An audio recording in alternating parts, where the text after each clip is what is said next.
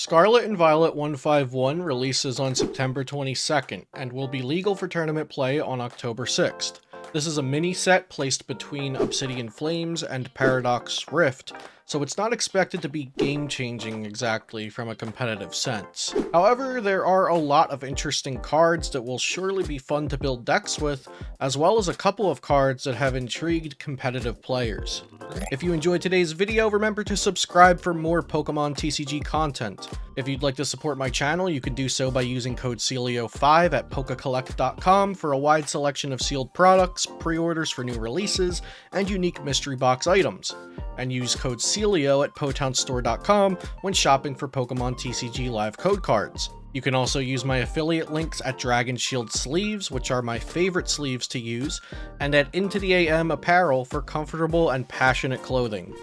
Today I'll look over all of the notable cards and rate them on a scale of 1 to 5 stars in the scope of the competitive standard format. Any cards not featured in today's video have been tossed into the bulk bin, but let me know if I missed any hidden gems.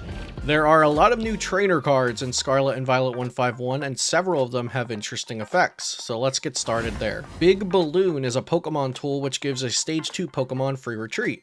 This is a very specific application, and since not very many Stage 2 Pokemon actually end up being good, I am skeptical of this card being played competitively. Free Retreat is often a very useful attribute, but only working on Stage 2 Pokemon is quite the restriction, so 2 out of 5 stars for Big Balloon. Next is Bill's Transfer, a supporter card which looks at the top 8 cards of your deck and puts any Pokemon you find there into your hand. Even in a deck that plays a high number of Pokemon, this effect is random and could miss the cards in your deck that you actually want that turn. This is likely never going to be played over a card like Colress's Experiment or Professor's Research, which can draw any type of card. For these reasons, Bill's Transfer gets 1 out of 5 stars. Cycling Road is a stadium card which allows each player to discard a basic energy to draw 1 card once per turn. This stadium varies in relevancy depending on how many basic energies your deck plays, if your deck already has a preferred stadium card, and if putting basic energy cards into the discard pile synergizes with your strategy. I think this is a solid 3 out of 5 star card that we should see pop up in decks and will be a good stadium option for years to come. Daisy's Help is so close to being good. Drawing 2 cards is just very underwhelming. If this was draw 3 cards and check your prizes, I'd be much more inclined to want to play it.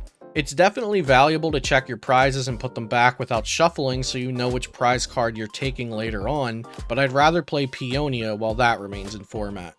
This is 2 out of 5 stars because the town map-like effect shouldn't be taken for granted, but only drawing 2 cards is very weak. Energy Seal is a generic energy acceleration on an item card, but it requires a successful coin flip. Obviously, this card would be way too good without the coin flip.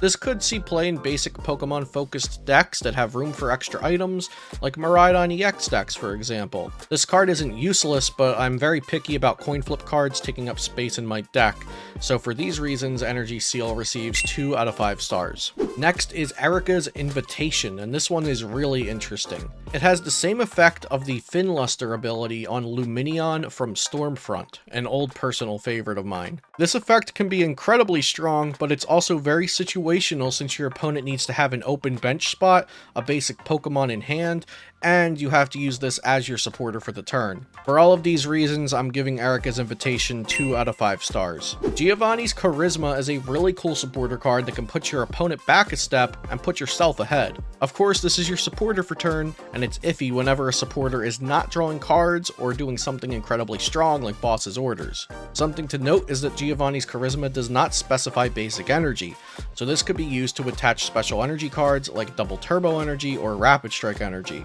I could see this card popping up in Arceus V-Star decks as a way to set the opponent back an attachment and recover from not having an energy attachment on turn 1 yourself. Having high hopes for Giovanni's Charisma, I'm rating it 3 out of 5 stars. Leftovers received a buff since its last printing 15 years ago, now healing 20 damage at the end of your turn. 20 damage can definitely be relevant, especially when playing against Lost Zone decks or any other sort of damage spread or chip damage over time. This could be considered in Gardevoir EX decks to heal your self-damage after attacking, but there are likely always going to be better Pokemon tools in its place, like Emergency Jelly. I think this card is pretty weak with potential applications, and so I'm rating it 2 out of 5 stars. There are 3 new fossil trainer cards, and their main purpose is to evolve into their corresponding fossil Pokemon, but Old Helix Fossil actually has a useful ability outside of being a basic fossil Pokemon. The Sea Swell ability prevents your opponent from playing stadium cards, so this could be paired with something like Path to the Peak or Temple of Sinnoh, and lock that stadium in play while the fossil remains in the active. Like I said, these cards are really just supposed to be the basic Pokemon for fossils, so I'm not going to rate these.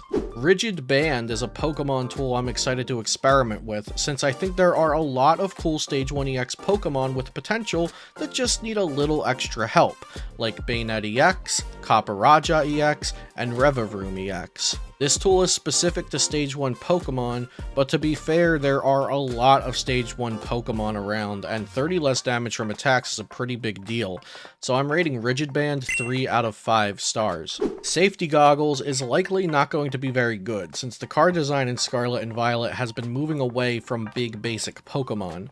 A lot of basic Pokemon have low enough HP that weakness typically won't matter anyway, so I'm rating this card 1 out of 5 stars. The last trainer card of the set is Snatch Arm. I've seen this played in Japanese Glamora EX decks to remove Pokemon from the opponent's hand for when they get their 4th and 5th bench spots back.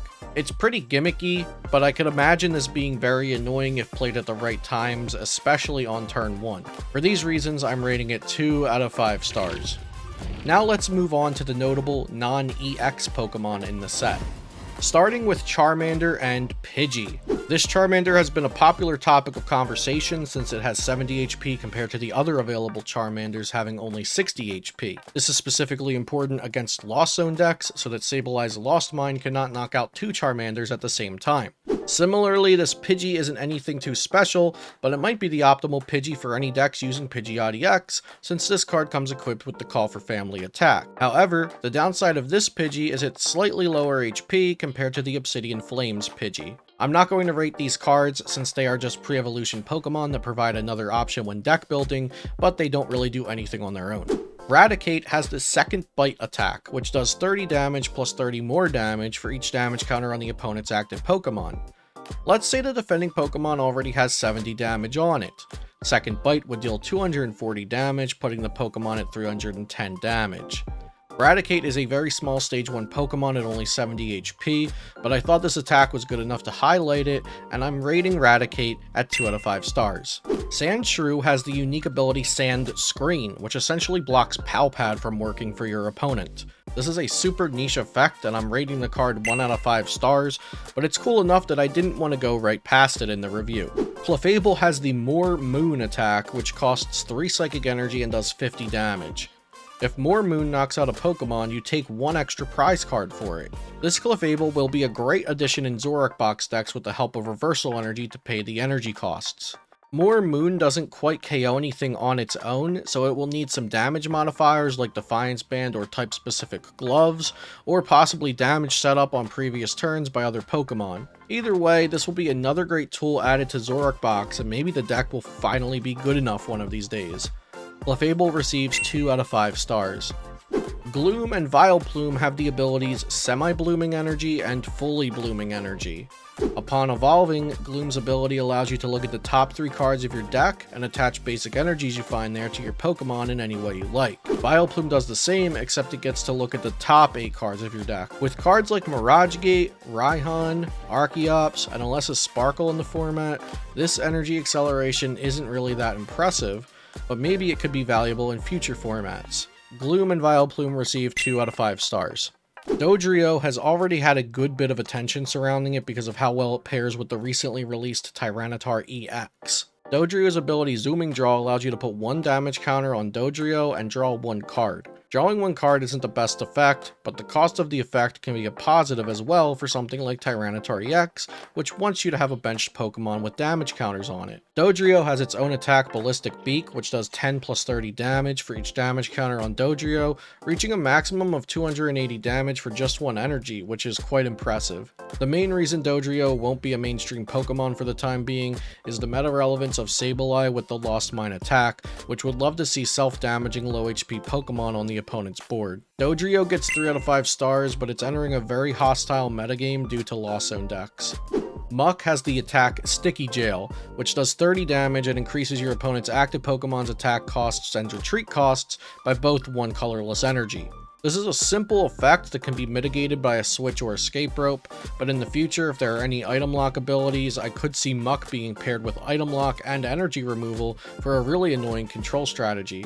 Although I see potential in Muck, it's just 2 out of 5 stars, especially with our current card pool. Ever since Unbroken Bonds, I have loved the Pokemon Weezing. This Weezing from Scarlet and Violet 151 follows in the footsteps of previous Weezing cards with an annoying ability and an attack that spreads damage. The ability, Let's Have a Blast, reads, if this Pokemon is in the active and is knocked out by damage from an attack from your opponent's Pokemon, flip a coin. If heads, the attacking Pokemon is knocked out. This can be really strong, especially if the attacking Pokemon is a 2 or even 3 prize Pokemon, but the opponent can play around this ability by placing damage counters or special conditions to knock out Weezing, since it says that Weezing must be knocked out specifically by damage. Weezing's attack is Spinning Fumes, which does 50 damage to the active and 10 damage to each of your opponent's benched Pokemon. If Spinning Fumes placed damage counters instead of dealing damage, I would be seriously excited about this card, but the added effect of bench damage is too easily prevented by Manaphy, which is a mainstay tech in the current standard format. Weezing misses the mark a couple ways, but it does have some potential, so like many cards in today's set review, Weezing receives 2 out of 5 stars. Next is Starmie, which has a pretty cool ability, Mysterious Comet. Mysterious Comet allows you to put 2 damage counters on one of your opponent's Pokemon, and then you discard Starmie from play. Starmie removes itself from play and makes room on your bench, which is cool, and then it doesn't clunk up your deck by shuffling itself back in like some other abilities we've seen like this in the past. This seems really cool for sniping strategies like we've already seen a lot with the Rapid Strike Inteleon deck, and in the near future with Iron Valiant EX. Another cool 2 out of 5 star card. Ditto appears in Scarlet and Violet 151 with an incredibly cool and unique ability, Change Start. It allows you to switch Ditto out of your active spot for any basic Pokemon in your deck, but only on your first turn. I can definitely see this card being included in decks to have better odds of starting with a good Pokemon, so this is 3 out of 5 stars for Ditto. Vaporeon, Jolteon, and Flareon all have the same attack, which does 90 damage plus another 90 damage if the defending Pokemon is a V or EX Pokemon. Every Stage 1 Pokemon that releases is another potential inclusion for Zoroark box decks, which is one of those decks I think every content creator mentions every set, although it's still not competitively relevant. We can hope, and maybe one of these 2 out of 5 star evolutions can make its way into the deck if they fill a slot for type advantage attackers needed. Lastly, for the non-EX Pokemon in this set review, we have Aerodactyl, which is the most competitively relevant fossil Pokemon from this set, with the attack Degeneration Ray. Degeneration Ray deals 100 damage and it devolves the defending Pokemon. Even with a DTE attached for the energy cost and dealing 80 damage instead of 100, this would KO most pre-evolutions of EX Pokemon. This is balanced by Aerodactyl being a fossil Pokemon, since fossils are trainer cards and are typically harder to consistently set up compared to normal basic Pokemon. I actually think this could be really good at some point in the future, so I'm giving it 3 out of 5 stars. And before you ask, no, this does not devolve a Pokemon like Archeops, which was put there by Lugia V-Star and has no Pokemon under it. To devolve, a Pokemon must have a Pokemon card under it. Before we move on to the EX Pokemon from this set, YouTube tells me that over 80% of you are not subscribed to the channel. If you're still watching and you've enjoyed the video thus far, please remember to subscribe. Let's begin the final section of the video with the Kanto starters, brand new EX versions of Venusaur, Charizard, and Blastoise. These are all actually playable in their own rights, but let's analyze them a bit deeper for competitive use. Venusaur EX has 340 HP, which is already a great start for the card. It's weak to fire, which is not too bad, since the best fire deck in the format is variants of Charizard EX, which is a Terra Dark type card that uses fire energy, and it's actually weak to grass. Venusaur EX's ability Tranquil Flower allows you to heal 60 damage from one of your Pokemon as long as Venusaur is in the active. This could be the cue for Big Balloon to give Venusaur EX free retreat, since this ability would really benefit from that kind of mobility. Unfortunately, the weakest thing about Venusaur EX is its attack, which does 150 plus Confusion and Poison for 3 energy. In theory, Venusaur EX could be really good against popular meta decks like Lost Zone Box and Inteleon Urshifu, which both deal relatively small amounts of damage over time, but would likely struggle against aggressive decks like Miraidon and Mew, and decks with one-hit KO potential like Gardevoir EX. This Venusaur EX is a flavorful card with some definite potential for deck building, but would likely not succeed in the current competitive environment, which is why it receives 2 out of 5 stars. Next is Charizard EX, which we'll definitely have to review in the context of the Obsidian Flames Charizard EX existing as well. This Charizard EX has 2 good attacks, Brave Wing, which does a max of 160 for just 1 energy, and Explosive Vortex, which does 330 damage for the steep cost of 4 fire energy, and must also discard 3 of the attached energies. Terra Dark Charizard EX decks have been underperforming thus far, and I'm skeptical of adding an additional factor into the mix. The new Charizard EX's Explosive Vortex is undoubtedly a strong attack, as it can one-shot any Pokemon in the game, but it would require evolving the Terra Dark Charizard EX for energy acceleration, in addition to evolving itself and manually attaching an energy. Although it's a strong card on paper, I actually think most successful Charizard decks will omit this new Charizard EX. I'm giving Charizard EX 3 out of 5 stars, as I think it will pop up in a couple of Charizard EX decks, but ultimately will not be the deciding factor for the archetype's success. The last of the Kanto starters, and my personal favorite, Blastoise EX. Blastoise EX has 330 HP, but comes equipped with the Solid Shell ability that reduces damage done to Blastoise by 30. So essentially, you'd have to deal 360 damage to Blastoise to knock it out with just 1 attack. And as for the attack, Blastoise's Twin Cannons deals a max of 280 damage for 2 energy, which is a really efficient amount of damage. You do have to discard 2 water energies from your hand to reach this damage, but I imagine a good Blastoise EX deck would play cards to replenish your hand size like Bibarel, and cards specifically for getting energy cards like Energy Retrieval and Superior Energy Retrieval. Blastoise's main issues are the lack of a secondary attack, and its weakness to lightning, which could be problematic with the current popularity of Miraidon decks. Without these issues, Blastoise would be one of my top cards from the set, but I am tapering expectations with a rating of 3 out of 5 stars. Next is Arbok EX. Arbok's HP, typing, and weaknesses are all pretty fine. The damage output of Menacing Fangs is just 10 damage short of one-shotting Mew VMAX and Gardevoir EX, which is really unfortunate for the card, but at least Bind Down can trap a Gardevoir EX in the active to be KO'd next turn. The main appeal of Arbok is Menacing Fangs, which deals 150 damage and forces the opponent to discard 2 cards from their hand. After an Iono to 3 or 4 cards, or even a Judge, this could be an annoying attack, but it becomes downright devastating once Iono is putting them to 2 or 1 card hands, or you play Roxanne to put them down to 2 cards. Players are already theorizing that Arbok EX could be very good against Lost Zone decks specifically, since Lost Zone decks already struggle with having enough resources and having low hand sizes. The biggest downside of Arbok EX is that Menacing Fang costs specifically 3 Dark Energy, but this can be appeased with the help of Dark Patch. Arbok might actually influence an entire new archetype to form, so I'm excited to see what happens with it, and I'm giving the card 3 out of 5 stars. Ninetales EX is bad. Sorry, Ninetales fans. It's 1 out of 5 stars, and we're moving on. Wigglytuff EX, however, is pretty nuts. It's a Stage 1 EX Pokemon with 250 HP, but its ability says if Wigglytuff has a special energy attached to it, it gets 100 more HP for a total of 350 HP. Of course, this ability can be turned off by Path to the Peak, but you could play the new combo of Solrock and Lunatone from Obsidian Flames to protect your Pokemon from Path to the Peak. Big HP isn't enough to get by, so Wigglytuff has a pretty decent attack, which does a max of 180 damage for 3 energy. 180 damage will 2-shot everything in the game, so that's a perfectly fine amount of damage to deal.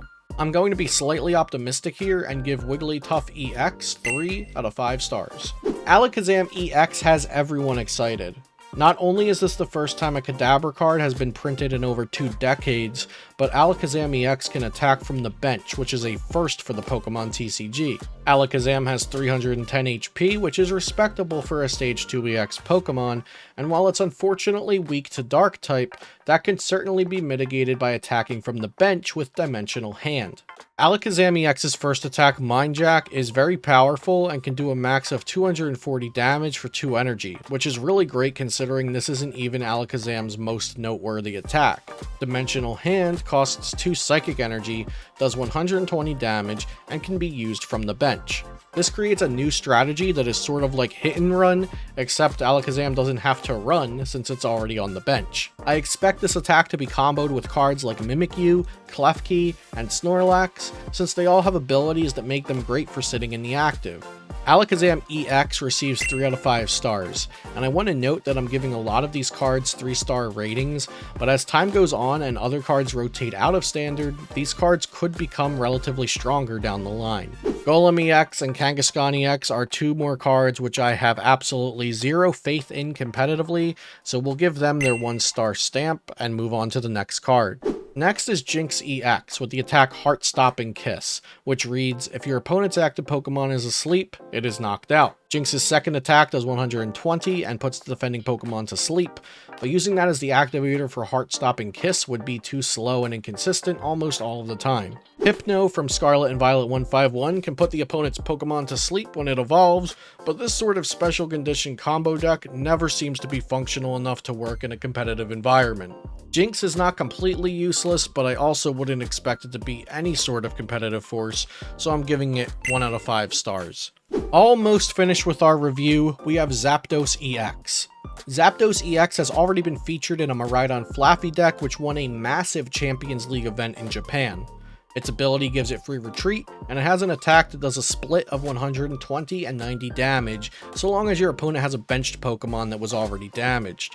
Hawlucha will certainly be used to combo with this attack, as seen in the Champions League winning list. Zapdos EX is lucky enough to have a Lightning archetype to slot into immediately, and plenty of Lightning type support, so I'm giving it 4 out of 5 stars. And last but certainly not least is Mew EX. Mew EX has the Restart ability, which was previously seen on Oranguru as Instruct all the way back in Sun and Moon base set. This was an incredibly popular support Pokemon, but the issue for Mew EX is that it's a 2-prize Pokemon with 180 HP, which will commonly be a liability on your bench. Fortunately for Mew, it has a very powerful attack that might just make up for it. Genome Hacking costs 3 colorless energy and allows you to choose and use one of your opponent's active Pokemon's attacks. This will be great against Pokemon with big impressive attacks like Giratina V-Star's Lost Impact and Charizard EX's Burning Darkness. Since it costs 3 colorless energy to use, this can be splashed as a support Pokemon and tech attacker into any deck that can reasonably attach 3 energy to a Pokemon in a pinch, and we have plenty of decks capable of that in the current standard format. I'm rating Mew EX 5 stars, because it will undoubtedly be played in high tier meta decks and offers both draw support and a very usable tech attack. Before we close out the review, let's highlight some of today's highest rated cards. For trainers, we've got Cycling Road, a new stadium with general usability, Giovanni's Charisma, a very unique comeback and also energy acceleration card all wrapped up into one, and Rigid Band, which should definitely boost the usability of many Stage 1 Pokemon. I've given all of these cards 3 out of 5 stars. As for non-EX Pokemon, Charmander and Pidgey are certainly worth mentioning since they offer new pre-evolution cards for Charizard EX and Pidgeot EX. Clefable is a really cool card for Zoroark box decks, but as mentioned, Zoroark box decks have yet to realize their competitive potential. Dodrio offers a new draw support option, although it is very niche and only draws 1 card at a time. Lastly, we might just have to watch out for the new Aerodactyl because it is pretty scary that it can devolve a huge EX Pokemon down to its very low HP pre-evolution.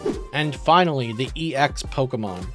I think Blastoise, Charizard, Wigglytuff, and Arbok all have pretty equal shots at doing something competitively. They're not incredible by any means, but all do something that makes them worth trying out. In addition to these, we have Alakazam EX, which might see play solely for how unique it is, but it definitely has competitive merit as well. Closing out the recap, we have Zapdos EX at 4 stars and Mew EX as the only 5-star card of the review. Zapdos EX and Mew EX have already been played to success in Japan, so it is quite easy to rate these so highly with little worry of falsely advertising their competitive value. I hope you all enjoyed this video, and thanks for watching. I'll see you next time here on Celio's Network.